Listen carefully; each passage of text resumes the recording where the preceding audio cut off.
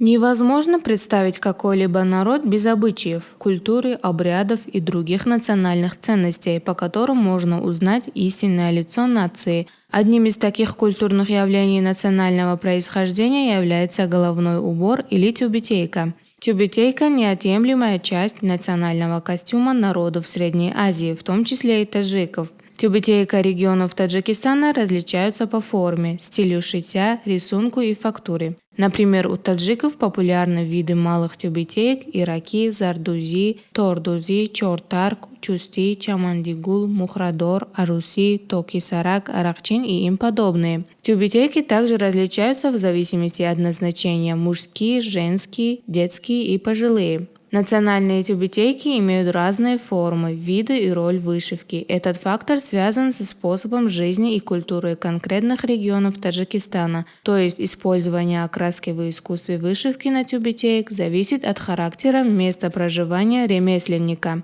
Он пытается придать ткани свежесть и красоту своего региона, используя разноцветные нити. Следует отметить, тюбетейки таджиков представляются во всех культурных мероприятиях, проводимых в стране и за рубежом. Таджикские тюбетейки известны не только в Таджикистане, но и во всем мире. Стоит отметить, что туристы берут тюбетейк с собой в качестве сувениров, поскольку они привлекают внимание и быстро покоряют сердце зрителя.